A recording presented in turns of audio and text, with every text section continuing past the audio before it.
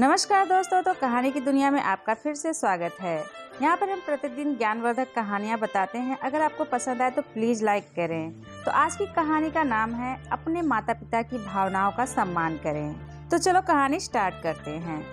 दोस्तों नमस्कार, आप सभी का स्वागत है। यह स्टोरी शुरू होती है जब मैं घर से गुस्से में बड़बड़ाते हुए निकल आया था और बस स्टैंड की तरफ आगे बढ़ने लगा। मैं मन ही मन बड़बड़ा रहा था, पता नहीं कितने पैसे छुपा के रखे हैं, लेकिन मेरे लिए एक बाइक नहीं ले सकते। अब मैं यहाँ से चला जाऊँगा और तब तक वापस नहीं आऊँगा जब तक मैं खुद के पैसे से बाइक नहीं खरीद लेता। इतना सोच ही रहा था, तभी मेरे पैर में मुझे कुछ चुभने का एहसास हुआ। नीचे देखा तो समझ आया कि जल्दबाजी में पापा के जूते पहन आया हूँ। उन जूतों में कील उभरी हुई थी जो मेरे पैर में बार बार घाव की जा रही थी, लेकिन उस समय गुस्सा अधिक था तो मैं बड़बड़ाते हुए आगे बढ़ गया। एकाएक मुझे याद आया कि मैं पापा का पर्स भी साथ ले आया हूँ।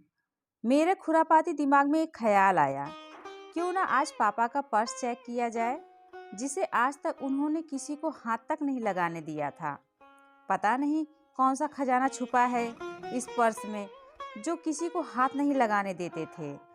जब मैंने पापा का वह पुराना पर्स खोलकर देखा तो उसमें पैसे तो नहीं मिले, लेकिन पैसों की जगह पर एक डायरी रखी हुई थी। तब मैंने सोचा, ओह, तो यहाँ खजाना छुपा रखा है। मैं समझ रहा था कि यहाँ पापा ने लिखा होगा कि किससे कितने पैसे लेने हैं और किसको कितने पैसे दिए हैं, लेकिन मैं गलत था। जब मैंने उस छोटी सी डायरी का पहला पेज खोलकर देखा तो वहाँ पर जो लिखा था वह थोड़ा सीरियस कर देने वाला था। डायरी में जो लिखा था उसे पढ़ने के बाद मेरे चेहरे पर जो एक्सप्रेशन थे वह गायब हो चुके थे, क्योंकि डायरी में वैसा कुछ नहीं था जैसा मैं सोच रहा था। वहाँ पर उन पैसों का हिसाब लिखा हुआ था जो अलग अलग कामों के लिए अलग अलग लोगों से उधार लिए गए थे। उस लिस्ट में कंप्यूटर के नाम पर भी पैसे लिए गए थे। कुछ यूँ लिखा था, 50,000 बेटे के कंप्यूटर के लिए। यह वही कंप्यूटर था जिसे मैं आज तक यूज कर रहा हूँ, लेकिन मुझे यह पता नहीं था उस कंप्यूटर को खरीदने के लिए पैसे कहाँ से आए थे। लेकिन आज पता चल रहा था। मुझे आज भी याद है जब मैंने पहली बार कैमरे के लिए जिद की थी तो मेरे पापा ने मुझे 2 हफ्ते बाद मेरे बर्थडे पर ला कर दिया, जिसे देखकर मैं बहुत खुश हुआ था। और मुझे खुश देखकर मुझसे कहीं ज़्यादा अगर कोई खुश था तो वह थे पापा। अब मेरे चेहरे से गुस्सा एकदम गायब हो चुका था। जब मैंने आगे का पन्ना पलटा तो वहाँ पर कुछ विशेष इच्छाएं लिखी हुई थी। पहली जो विश थी उसमें जो लिखा हुआ था, अच्छे जूते पहनना। यह बात मेरी कुछ समझ नहीं आई। तभी मेरा पाँव अचानक सड़क पर भरे हुए पानी पर जा पड़ा और तभी मेरे पाँव में कुछ गीलापन होने का एहसास हुआ। जब मैंने जूता उतार कर देखा तो उसका तला टूटा हुआ था। यह देखकर मुझे डायरी में लिखी बात याद आ गई। तभी मुझे पापा की कई बातें भी याद आ रही थी कि कैसे माँ जब कहा करती थी पापा से, अब तो जूते पुराने हो गए हैं, नए ले लीजिए, तो पापा अक्सर यह कहकर टाल दिया करते थे, जूते अभी और चलेंगे, अभी कुछ दिन पहले ही तो लिए थे। मुझे आज समझ आ रहा था कि कितने दिन और चलेंगे। साथ ही साथ यह भी समझ आ रहा था कि पापा पर्स को क्यों छुपा कर रखते थे।